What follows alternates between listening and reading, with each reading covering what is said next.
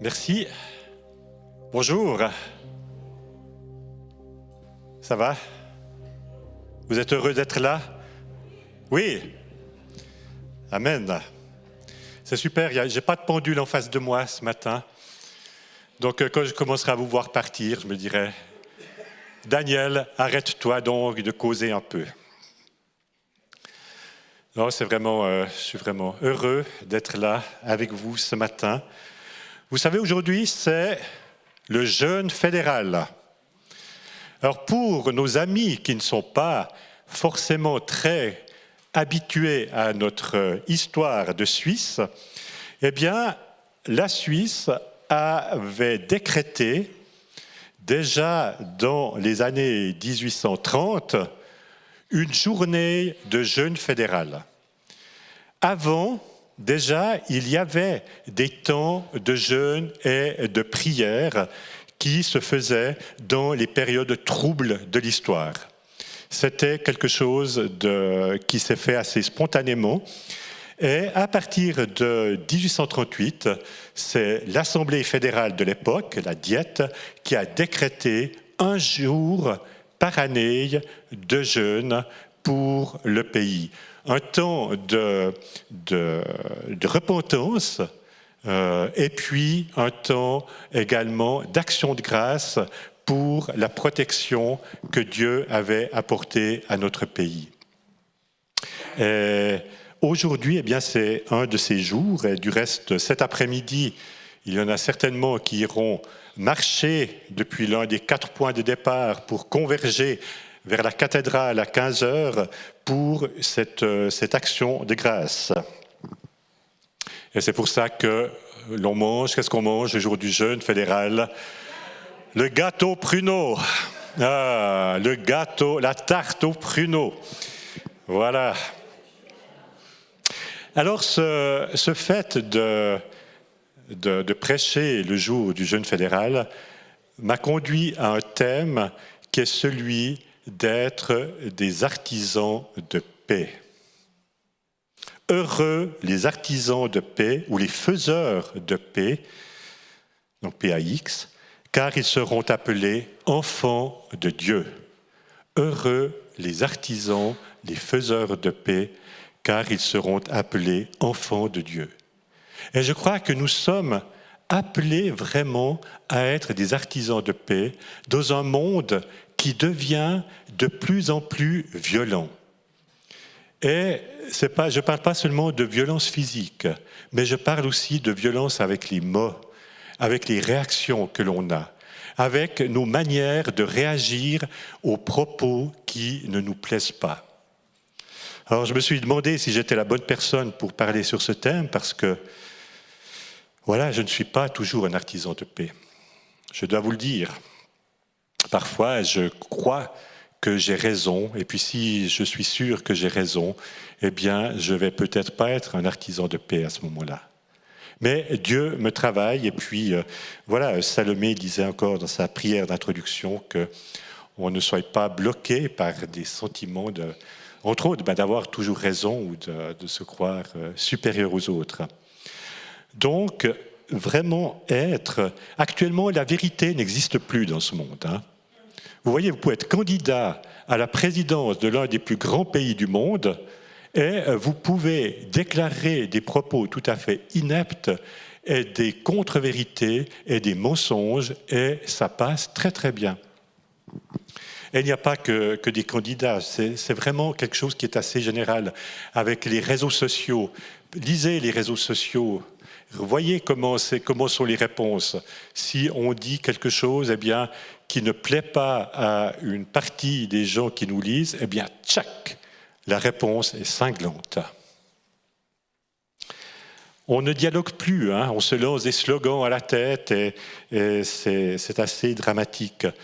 On voit aussi avec la guerre, là aussi, on est quand même dans une période qui, sur le plan militaire, est extrêmement troublée. On voit Israël et le Hamas, on voit l'Ukraine et la Russie, on voit le Soudan, on voit d'autres pays, on voit des attentats de plus en plus nombreux qui se multiplient. Donc nous sommes dans un temps, une société de violence, et voilà que Dieu nous appelle à être des faiseurs de paix. Et cette paix, eh bien, elle fait partie de la nature même de Dieu. Jésus était appelé par Ésaïe le prince de la paix. En effet, un enfant nous est né, un fils nous a été donné, c'est pas encore Noël, mais et la souveraineté reposera sur son épaule. On l'appellera merveilleux, conseiller, Dieu puissant, Père éternel, prince de la paix. Et Jésus lui-même dit, je vous laisse la paix, je vous donne ma paix. Et nous sommes aussi appelés au ministère de réconciliation. Tout cela vient de Dieu qui nous a réconciliés avec lui par Jésus-Christ et qui nous a donné le ministère de la réconciliation. Donc nous sommes réconciliés, donc ça veut dire que nous sommes en paix. Nous sommes en paix avec Dieu, grâce à Dieu. Recherchez la paix avec tous et la progression de la sainteté. Si cela est possible, dans la mesure où cela dépend de vous, soyez en paix avec tous les hommes. Détourne-toi du mal et fais le bien, recherche la paix et poursuis-la. Le fruit de la justice est semé dans la paix par ceux qui travaillent à la paix. Donc on voit qu'il y a de très nombreux passages, et il y aura encore beaucoup d'autres versets bibliques que l'on pourrait citer, qui montrent cette importance de la paix, que Dieu est un Dieu de paix, que Jésus est le prince de la paix, que Dieu a fait la paix avec chacun d'entre nous. Mais nous allons lire un exemple d'une personne qui a été un agent de la paix, et c'est une femme. Ce matin, nous allons parler d'une femme remarquable de l'Ancien Testament. Une femme qui a vraiment agi d'une telle manière que ça a permis d'éviter un bain de sang pour David. David, cet homme paisible, cet homme qui avait épargné Saül 2 fois, eh bien, à un moment donné, il est tombé dans une colère absolument incroyable.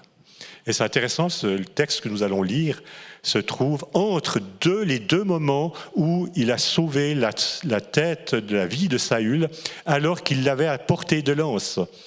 On voit dans le chapitre 24 de 1 Samuel que Saül était à En-Gedi et David aurait pu le tuer et il ne l'a pas fait, il l'a épargné parce que c'était le oint de l'Éternel. Au chapitre 26 de 1 Samuel, une fois encore, il épargne la vie de David.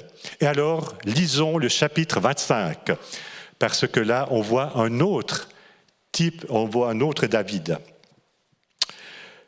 On va lire le chapitre, parce que c'est bien aussi, puis c'est une histoire, c'est cool. Samuel mourut. Tout Israël, c'est au verset 1 du chapitre 25 de 1 Samuel. Tout Israël se rassembla pour le pleurer et on l'enterra chez lui à Rama. Quant à David, il se leva et descendit au désert de Paran. Il y avait à Maon un homme très riche qui possédait des biens à Carmel. Il avait 3000 brebis et 1000 chèvres, et il se trouvait à Carmel pour la tonte de ses brebis. Le nom de cet homme était Nabal, et sa femme s'appelait Abigail. C'était une femme pleine de bon sens et très belle, tandis que son mari était dur et méchant dans sa manière d'agir. Il descendait de Caleb. Voilà, 2 des protagonistes. D'une part, un homme, Nabal, à la tête dure, un homme méchant, un homme violent. Avec lui, on ne sait pas comment ils se sont mariés, Abigail, une femme pleine de bon sens, une femme qui était, il nous a dit également, qui était belle. Donc voilà 2 de ces personnages. Arrive le 3e. Alors qu'il était au désert, David apprit que Nabal tondait ses brebis. Il envoya 10 jeunes gens vers lui en leur ordonnant « Montez à Carmel et allez trouver Nabal. Vous le saluerez en mon nom et lui direz « Longue vie à toi ». Que la paix soit avec toi, avec ta famille, avec tout ce qui t'appartient. Maintenant, j'ai appris que tu as chez toi les tondeurs. Or, lorsque tes bergers étaient avec nous, nous ne leur avons fait aucun mal et rien ne leur a été volé durant tout le temps où ils étaient avec nous à Carmel. Demande-le à tes serviteurs et ils te le confirmeront. Que ces jeunes gens trouvent donc grâce à tes yeux, puisque nous venons dans un jour de joie. Donne donc à tes serviteurs et à ton fils David ce que tu as sous la main. David il fuyait, il n'était pas dans une situation confortable du tout, il était dans la fuite. Et voilà qu'il apprend que Nabal, c'était la fête chez Nabal, c'était la tonte des brebis. Donc après, on allait vendre la laine, c'était vraiment un jour de fête. Alors il envoie des serviteurs à lui pour demander de quoi se sustenter. Lorsque les hommes de David furent arrivés, ils répétèrent toutes ces paroles à Nabal au nom de David, puis ils se turent. Et alors Nabal répondit aux serviteurs de David, « Qui est David ? Qui est le fils d'Isaïe ? Il y a aujourd'hui beaucoup de serviteurs qui s'échappent de chez leur maître, et je devrais prendre mon pain, mon eau, mon bétail que j'ai tué pour mes tondeurs, pour les donner à des gens qui sortent je ne sais d'où. » Voilà la réponse de Nabal. C'est quand même moi qui ai gagné tout ça. Si j'ai ce pain, si j'ai ce vin, etc., eh bien, c'est à moi et je vais le donner à mes hommes, à mes tondeurs. Je ne vais pas le donner à quelqu'un, je ne sais pas d'où il vient, celui-là. Il sort d'où déjà ? Les hommes de David, alors, rebroussèrent chemin, ils repartirent et répétèrent à leur arrivée toutes ces paroles à David. Et alors David dit à ses hommes que chacun de vous prenne son épée. Et ils prirent chacun leur épée. David aussi prit la sienne, et environ 400 hommes montèrent à sa suite, tandis que 200 restaient près du matériel. Alors là, David, il n'en peut plus. Il est vraiment fâché, il est frustré, il est révolté, il est prêt à les tuer. Il part avec 400 hommes qui sont armés. C'est pas pour aller saluer Nabal et puis lui souhaiter paix. Non, là, c'est pour aller tuer toute la maison de Nabal. Un des serviteurs de Nabal vint dire à Abigail, la femme de Nabal, « David a envoyé du désert des messagers pour saluer notre maître, et celui-ci les a traités avec dureté. Pourtant, ces hommes se sont montrés très bons pour nous. Ils ne nous ont fait aucun mal et rien ne nous a été volé durant tout le temps où nous avons été avec eux, lorsque nous étions dans les champs. Ils nous ont nuit et jour servi de protection durant tout le jour, durant tout le temps où nous avons été avec eux pour garder les troupeaux. Maintenant, sache et vois ce que tu as à faire, car la perte de notre maître et de toute sa famille est décidée. Lui-même est si méchant que nous n'osons pas lui parler. » Tellement dur, Nabal, que ses serviteurs n'osent pas lui parler et ils vont trouver sa femme, Abigail. Et là, c'est intéressant, on voit que Abigail, elle ne va pas tergiverser. Et elle prit aussitôt 200 pains, 2 outres de vin, 5 brebis toutes préparées, 5 mesures de grains rôtis, 100 gâteaux aux raisins secs et 200 aux figues sèches. Elle chargea tout cela sur des ânes et dit à ses serviteurs, « Passez devant moi, je vais vous suivre. » Elle ne dit rien à Nabal, son mari. Montée sur un âne, elle descendit, cachée par la montagne. David et ses hommes descendaient en face d'elle, de sorte qu'elle les rencontra. David avait dit, « C'est bien inutilement que j'ai gardé tout ce que cet homme a dans le désert et que rien de tout ce qu'il possède n'a été volé. Il m'a rendu le mal pour le bien. Que Dieu traite son serviteur David avec la plus grande sévérité, si je laisse en vie jusqu'au matin un seul homme parmi tous ceux qui appartiennent à Nabal. » Pas content, hein ? Il m'a rendu le mal pour le bien. Donc, je vais le tuer. Et lorsqu'Abigail, au verset 23, aperçut David, elle descendit rapidement de l'âne, tomba sur son visage devant lui et se prosterna contre terre. Puis, se jetant à ses pieds, elle dit, « C'est ma faute, mon Seigneur. Permets à ta servante de te parler et écoute ces paroles. Que mon Seigneur ne prête pas attention à ce méchant homme, à Nabal, car il porte bien son nom. Il s'appelle Nabal, il y a chez lui de la folie. Quant à moi, ta servante, je n'ai pas vu les hommes que toi, mon Seigneur, tu l'avais envoyés. Maintenant, mon Seigneur, aussi vrai que l'Éternel est vivant et que ton âme est vivante, c'est l'Éternel qui t'a empêché de verser le sang et qui a retenu ta main. Que tes ennemis, que ceux qui veulent du mal à mon Seigneur, soient pareils à Nabal. Accepte ce cadeau que moi, ta servante, je t'apporte, à toi, mon Seigneur, et qu'il soit distribué aux hommes qui marchent à la suite de mon Seigneur. Pardonne la faute de ta servante. En effet, l'Éternel accordera à mon Seigneur une maison stable, car mon Seigneur soutient les guerres de l'Éternel, et on ne trouvera jamais rien de mauvais chez toi.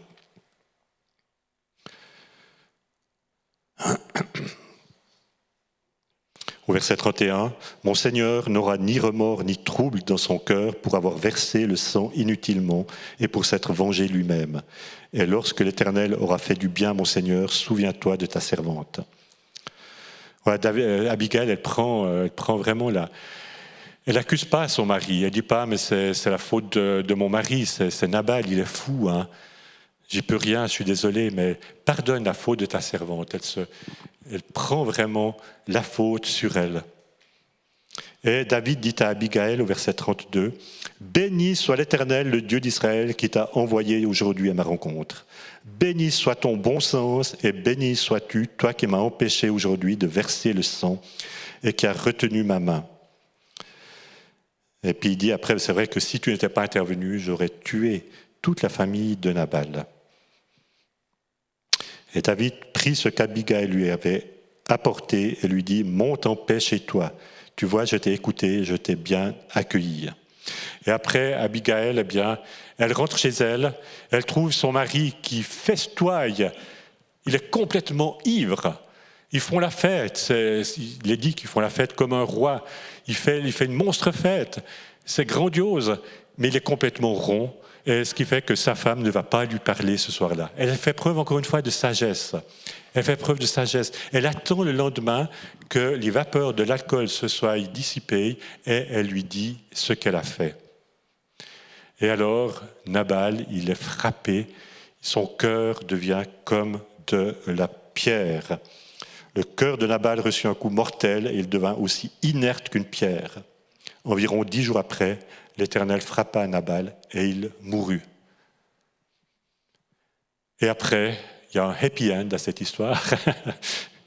C'est que David, quand il a su que Nabal était mort, eh bien, il a proposé à Abigail de devenir sa femme. Ils se marièrent et ils eurent en tout cas un fils.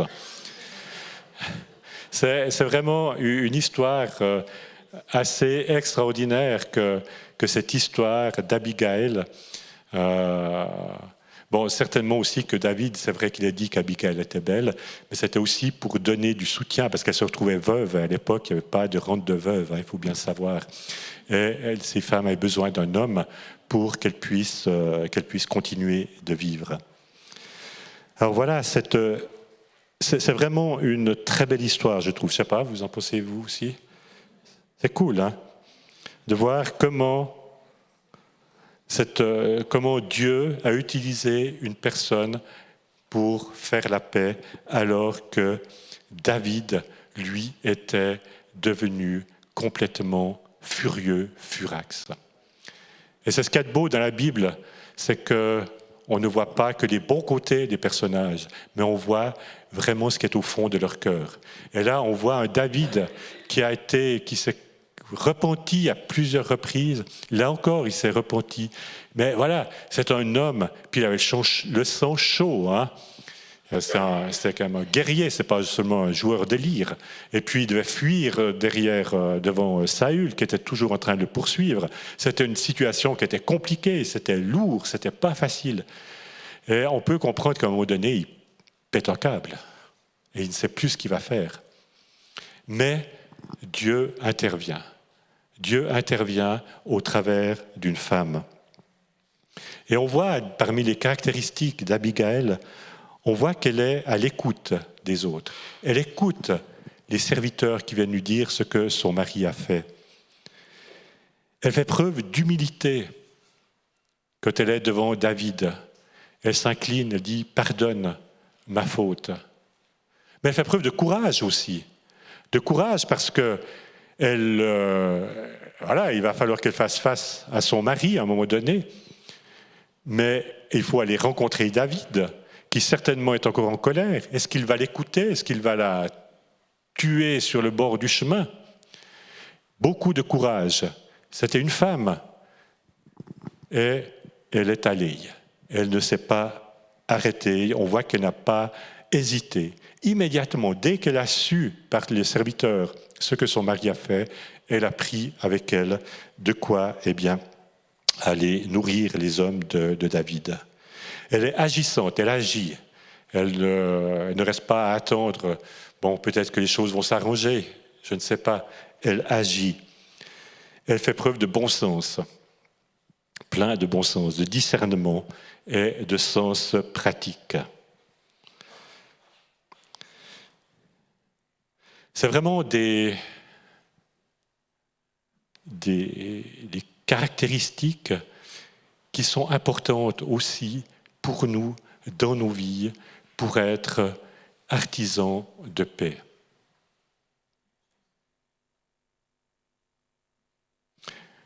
Et si c'est possible, parce que c'est possible, parce que Dieu nous a réconciliés avec lui, que le Dieu de paix nous a réconciliés avec lui. Et c'est par ce sacrifice de Jésus que nous pouvons vivre ainsi ces caractéristiques, que nous pouvons être dans l'humilité, que nous pouvons faire preuve de courage, de bon sens. Si Dieu nous a réconciliés avec lui, il nous appelle à faire de même autour de nous. Pas besoin d'aller faire des grandes choses. C'est pas ça. Mais c'est déjà de favoriser la paix avec celui ou celle qui est en face de nous. Est-ce que, si je suis en couple, est-ce que je suis véritablement un artisan de paix dans mon couple? Je parle du lundi matin.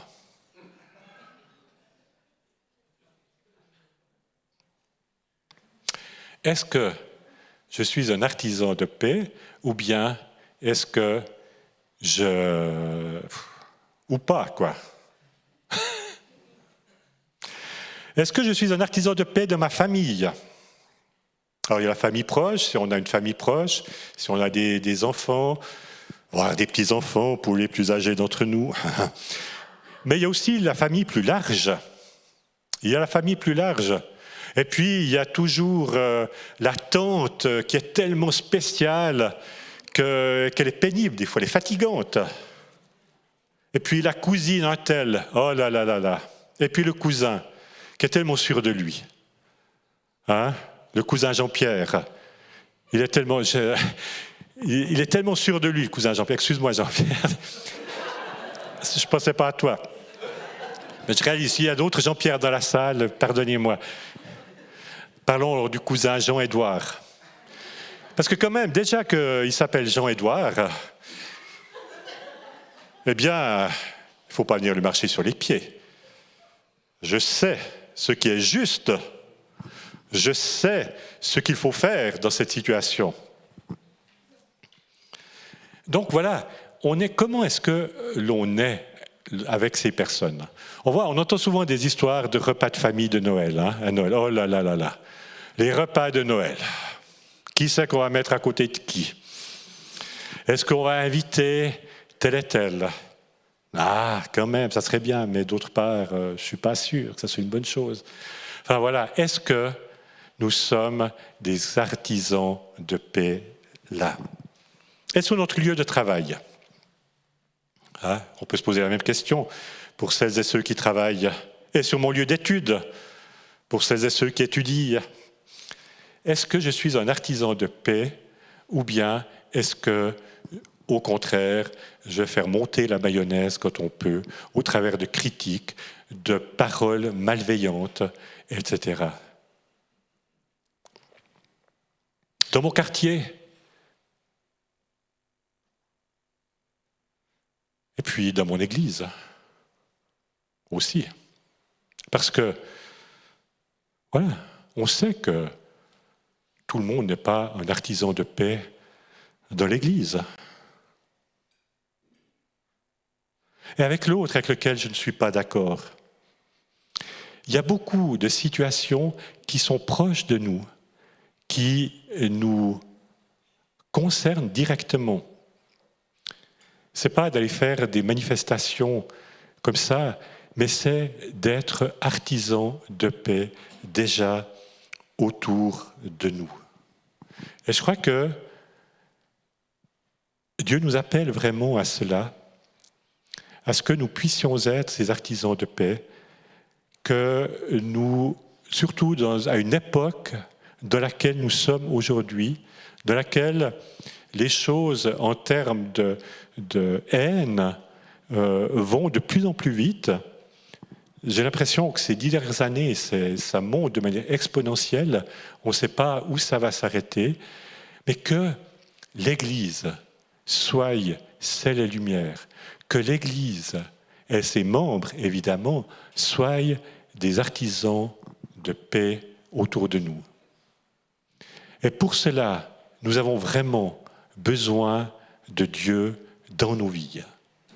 Ce n'est pas à la force du poignet, parce qu'un jour il va se casser le poignet. Puis on va s'énerver.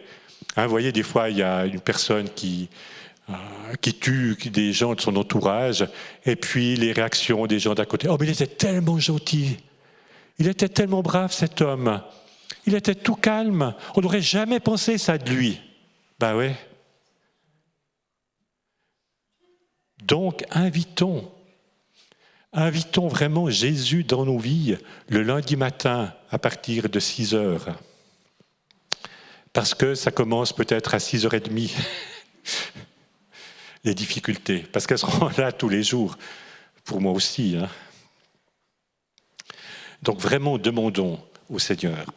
Là, je pense aussi aux chrétiens qui sont persécutés. Puis je profite de faire un coup de pub pour la journée de portes ouvertes qui aura lieu le 28 septembre à 14h à la Marie-Vailly-Verdon.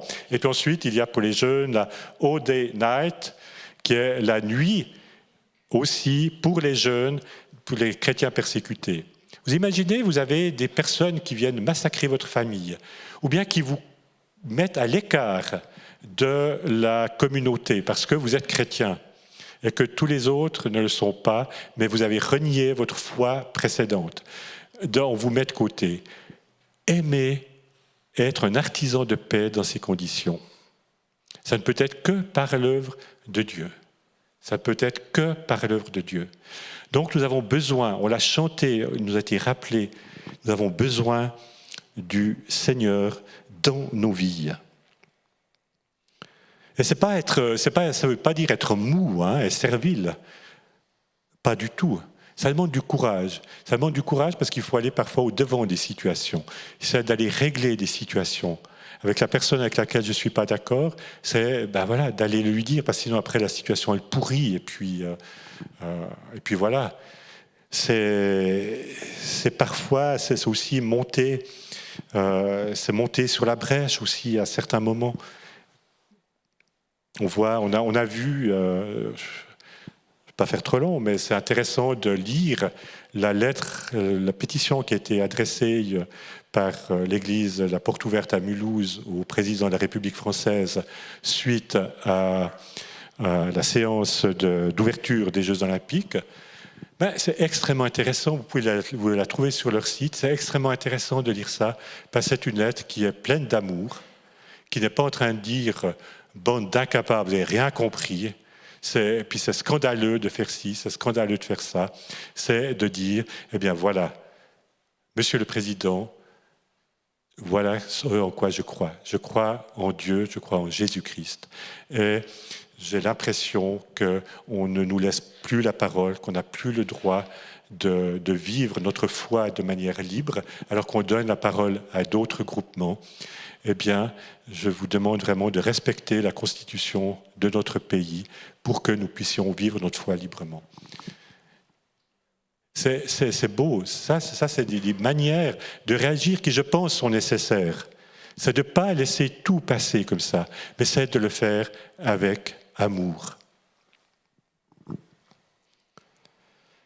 Quand le cœur est juste, le caractère est beau. Lorsque le caractère est beau, l'harmonie règne dans le foyer. Quand il y a de l'harmonie dans le foyer, il y a de l'ordre dans la maison, dans la nation. Lorsque l'ordre règne dans la nation, la paix règne dans le monde. Donc on voit qu'on peut prier pour la paix dans le monde, mais ça part de nous. Ça part de nous. Ça part c'est des cercles concentriques qui parlent de nous. Où est-ce que j'en suis ? Où est-ce que j'en suis dans ma relation avec Dieu ? Est-ce que je suis réconcilié avec Dieu ? Est-ce que j'ai l'impression que je prends de la distance avec Dieu, alors que Dieu m'a réconcilié avec lui ? On aura l'occasion, je vous invite à venir mardi soir. Nous avons une réunion de prière, vous le savez. Je pense que ça sera dans les annonces tout à l'heure. Mais voilà, on va prier pour la Suisse, mais on va aussi prier pour nous, pour nos cœurs, pour notre réconciliation avec le Seigneur. On va prier pour les églises aussi, afin qu'elles puissent aussi être vraiment ces porteurs de paix autour d'elles. Et on priera pour nos autorités. Mais ça passe par nous, au commencement. Ça commence par nous, enfin par Dieu, ensuite par nous et autour de nous.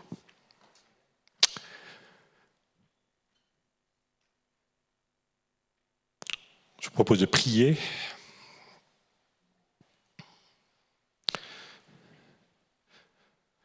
Seigneur, merci parce que toi, tu nous as réconciliés avec toi.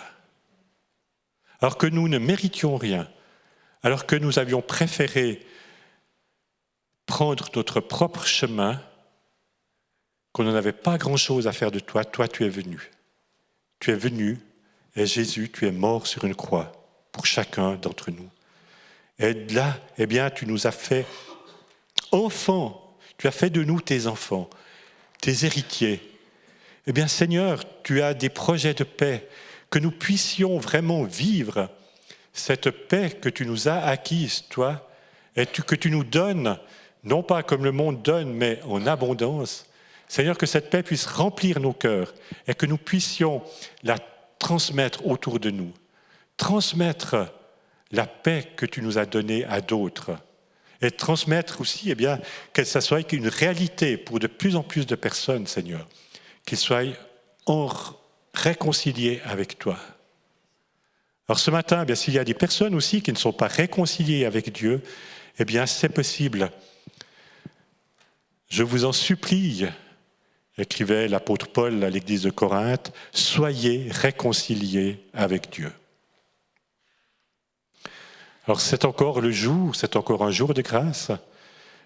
Si vous souhaitez, eh bien après on peut prier avec vous, pour vous, par rapport à cette réconciliation. Merci Seigneur, parce que, en effet, on l'a chanté, tout est possible avec toi, rien n'est impossible. Alors nous voulons vraiment encore louer ton nom ce matin, nous soumettre à ta volonté, recevoir ta paix dans nos cœurs, recevoir ton amour pour en être porteur. En ton nom Jésus. Amen.